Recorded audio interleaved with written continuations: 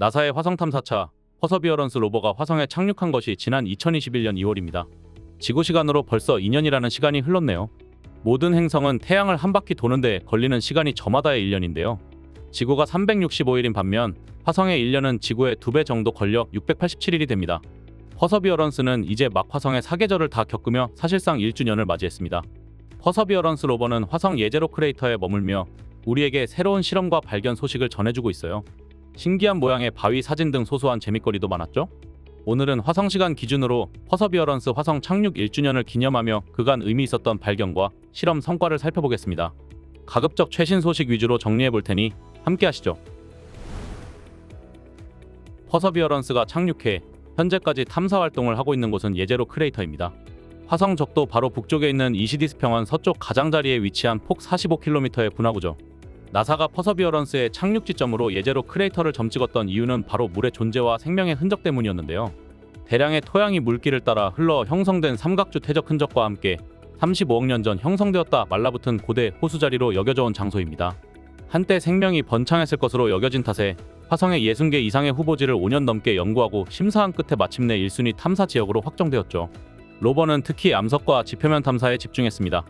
광물 성분 분석 장치 슈퍼캠과 지표면 투과 레이더 장치 임팩스를 주로 사용했는데요.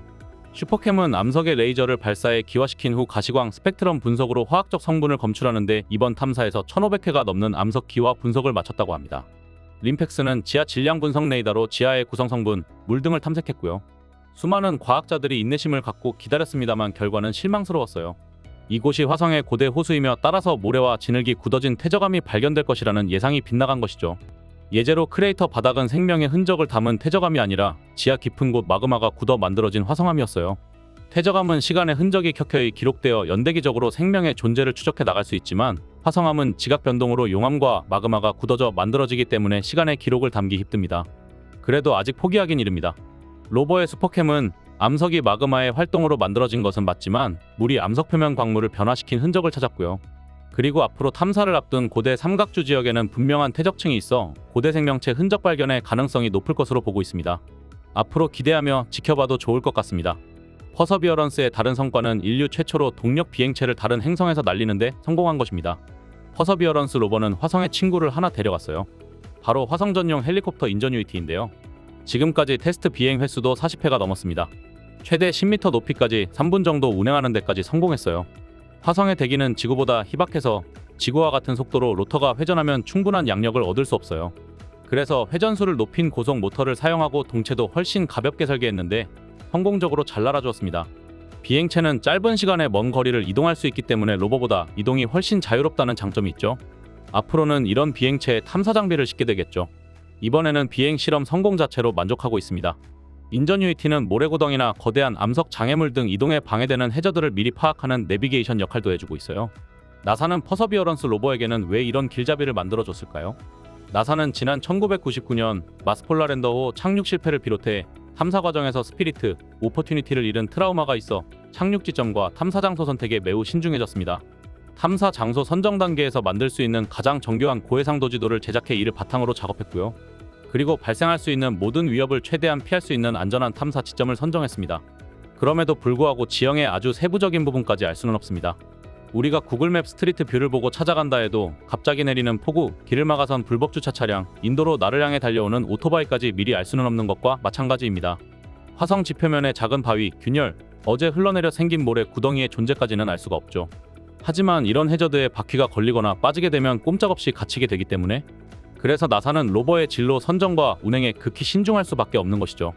게다가 지구에서 나침반은 방위를 확인하는 가장 신뢰할 수 있는 방법 중 하나지만 화성의 환경은 자기장이 안정적이지 않아 나침반을 믿을 수 없어요.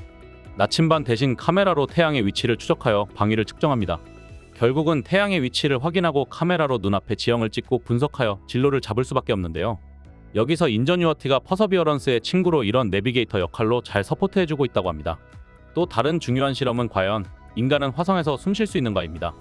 화성의 대기는 이산화탄소가 96%를 차지합니다. 당연히 인간이 숨 쉴 수 없는 세계입니다. 지구에서 산소를 가져가는 일이 막대한 비용이 들기 때문에 인간이 화성에서 장기간 탐사 활동을 하게 된다면 화성의 대기를 처리해 우리가 숨 쉴 수 있는 산소로 변환하는 기술이 중요할 것입니다. 마침 퍼서비어런스 로버가 이번에 몫이라는 이름의 실험 장비를 가져갔는데요. 바로 화성의 이산화탄소를 산소로 변환하는 실험 장비입니다. 다행히 결과는 성공적이었습니다. 1시간에 산소 5g을 생산해냈는데 이 양은 우주 비행사 한 명이 약 10분간 호흡할 수 있는 양입니다. 만약 인간이 화성에 착륙해 탐사 활동을 하게 된다면 이제 화성의 대기를 변환해 숨쉬면 되기 때문에 장기 거주를 통한 다년간의 탐사 활동도 가능해졌기 때문입니다. 희망적인 소식과 함께 새로운 리스크도 함께 발견되었습니다. 화성하면 가장 먼저 떠오르는 이미지가 바로 붉은 모래폭풍이죠. 화성의 모래폭풍은 태풍 수준인 시속 110km로 부는데 이때 발생하는 먼지는 햇빛을 완전히 가릴 정도입니다.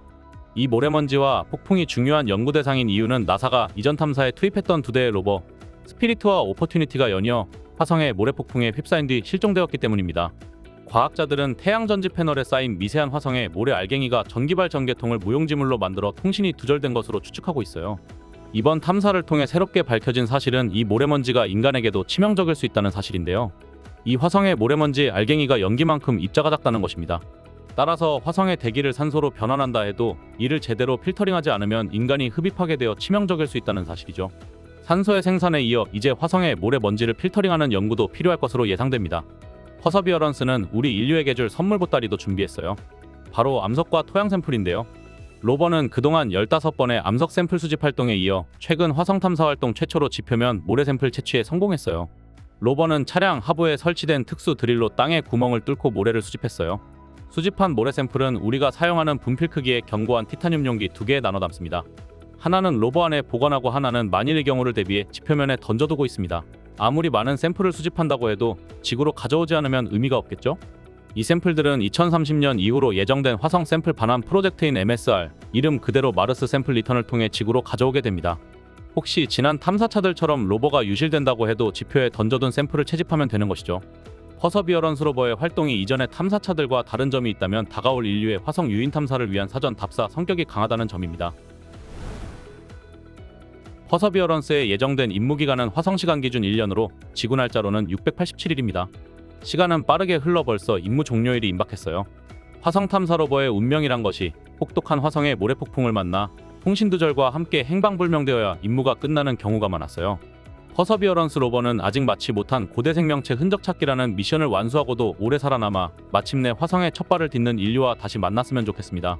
CMPN이었습니다. 감사합니다.